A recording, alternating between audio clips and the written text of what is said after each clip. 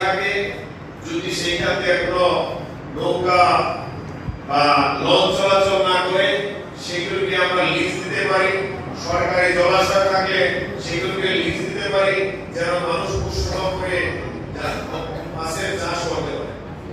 তবে আমাদের সবচেয়ে বেশি প্রয়োজন হবে একটা জিনিস, জনগণের সচেতনতা।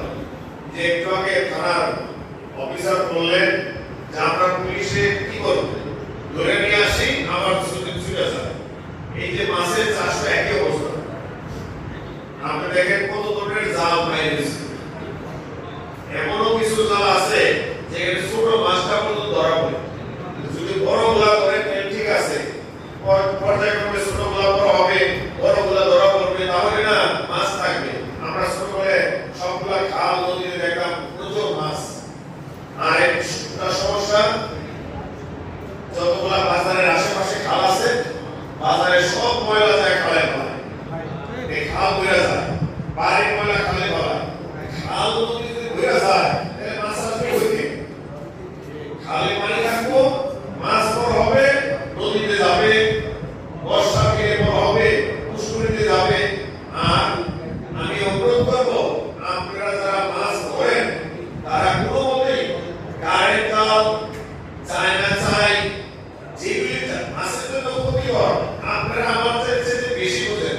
হ্যাঁ, মাছের ধরেন একটা সাইজ আছে, এই ধরনের মাছকে ধরেন, আপনারাই মাছ ধরবেন, কিন্তু একটু সময় দেন, সুযোগ দেন। এই যে সরকার ঘোষণা করছে যে সময়তে মা ইলিশ আসে ডিম ছাড়ার জন্য, সেই সময়তে 21 দিন পর্যন্ত মাছ না ধরার নির্দেশ করা হয়, কিন্তু কেউ মানেন কেউ মানেন না।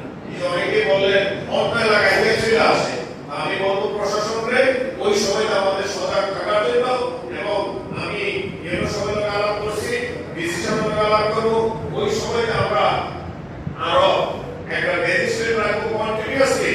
এই ধরনের কাজ যেন না হয়, শুধু আমাদের জেলারাই না, অন্য কোনো জেলারাও যেন ওই সময়টা না ধরতে পারে।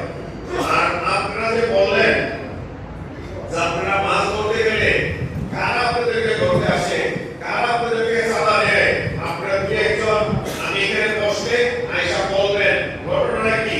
বক্তৃতা আমি ভালো করে ক্লিয়ার হইলাম না, আমাকে একটু জানান যে কি চাঁদা হচ্ছে জন্য পুলিশে ধরে না কিসের জন্য, আপনারা কারেন্ট চাল পাবেন তার জন্য